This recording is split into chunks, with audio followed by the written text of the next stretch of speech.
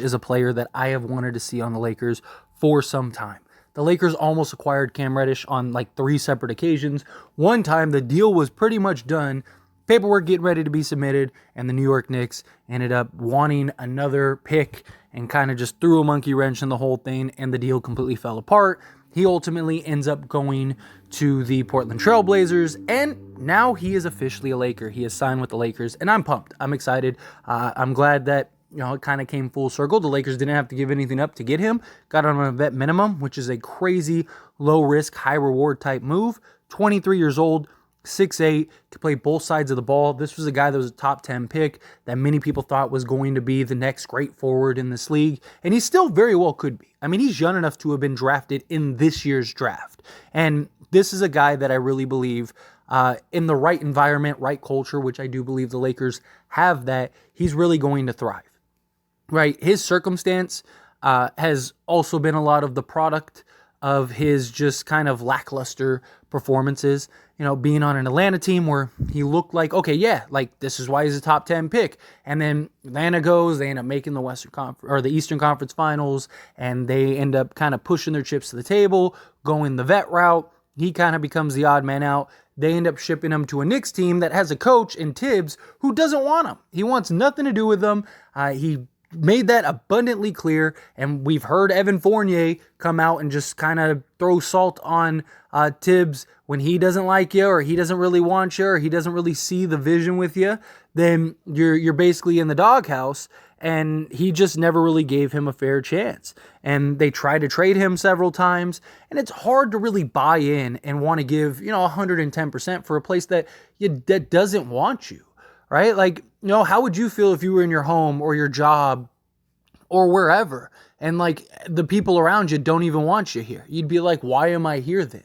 Right? And so I do think him going to Lakers, which is an organization that has tried to acquire him on several occasions, shows that like, hey, we want you. We see the value in you. We see what you could potentially be, and we want you to kind of be here for the long haul. And I'm hoping that Cam Reddish is that player that can kind of be here for the long haul and really kind of have an impact on this Lakers roster.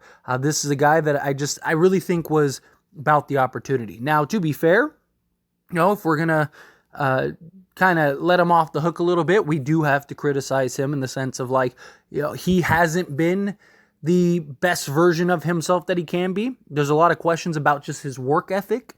Now, could that go into just the environment, right? We've seen plenty of players throughout the history of this league that are in one situation and it's just a terrible, terrible disaster, ends up going to a new environment, new situation, and they just thrive. Hopefully that's the case.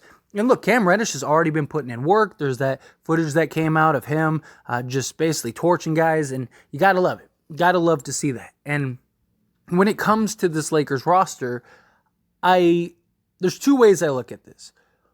One, I think that he's in a great environment, that it will be really good for him, and in an organization that can allow him to kind of grow and develop and can weather his little bumps and bruises along the way, as well as develop him into a better, more efficient and effective player.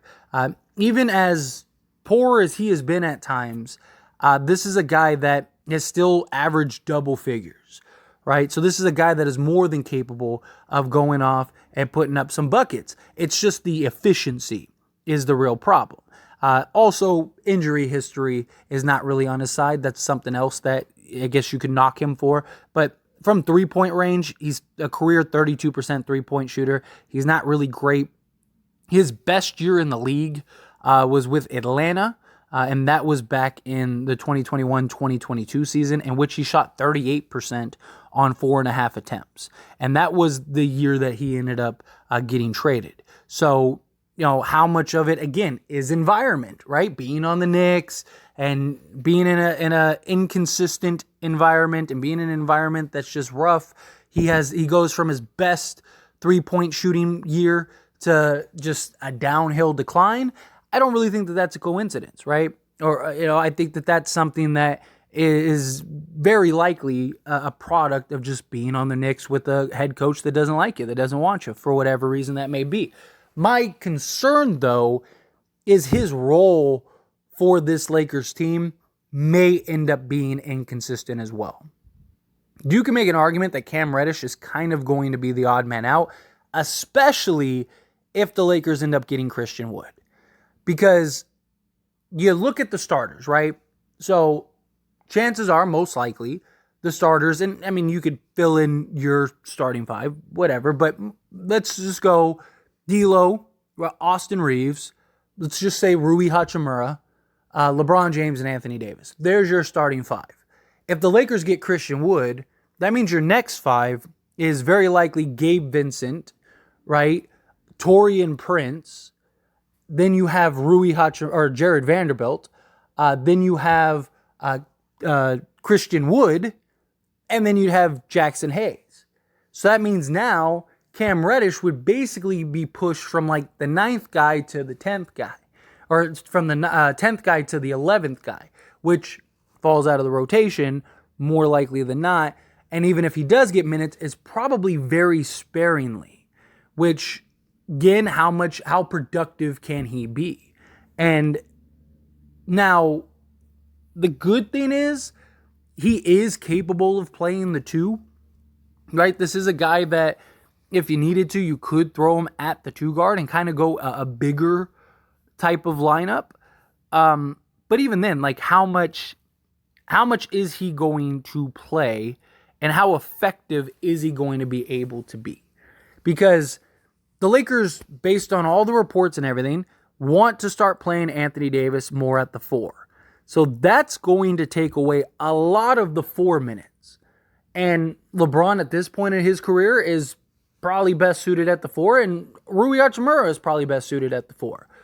So you got to find minutes for Jared Vanderbilt, Rui Hachimura, LeBron James, all between the 2 and the 3, with Anthony Davis very likely playing 20 plus minutes at the 4 spot. So if that's the case, even if he plays 15 minutes at the 4 spot, right, then that leaves essentially what? That leaves 33 minutes left over of game time. LeBron James is probably going to play at least 10 minutes at that spot at the 4, right? Or Christian Wood ends up spending 20 minutes at the 4. So then that leaves you, let's say, 8 minutes. And then you also have to find minutes for at the 3. Now, if the Lakers don't land Christian Wood, and let's say they get Bismack Biyombo, then I think Cam Reddish can get probably about 10 to maybe 15 minutes a game, right? I don't think he's going to be playing heavy minutes, right? I don't think he's going to be playing. He's career average of 25 minutes per game. I don't think he gets that with this Lakers roster. I think he gets to like the 10 to 15 range, which how effective is he going to be able to be in those moments? I think he plays hard, and I think that, he has his moments. I think he has his games. LeBron James and Anthony Davis are going to miss 20-plus games this year, so Cam Reddish will probably get more run in that time. But it's Cam Reddish kind of seems like he's probably going to be the odd man out, right? He's going to end up being the guy that ends up having to kind of just fill in the gaps and play more when like guys are out, right? Like Jared Vanderbilt's getting the night off, right? Or Rui Hachimura's getting the night off. All right, Cam, tonight you're going to play 25 minutes, something like that. And is that something that kind of plays, again, into his kind of psyche?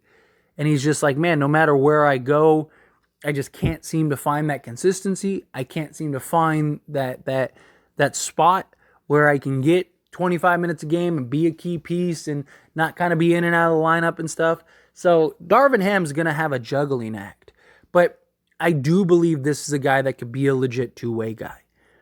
I really believe that if the Lakers are able to keep him and he's willing to stick around and kind of just go through this I guess LeBron stage, right, where you're pushing your chips to the table, you're trying to go all in, you're building these deep, talented rosters. I think if he's willing to kind of, all right, I'll buy into whatever role you need me to. I'm in this for the long haul. I think in 2 years, at the latest, this is a guy that'll be a massive fixture on the Lakers roster, because you're more likely than not, post LeBron. LeBron leaves, right? Let's fast forward a year or two. LeBron leaves. You have Rui probably taking his spot.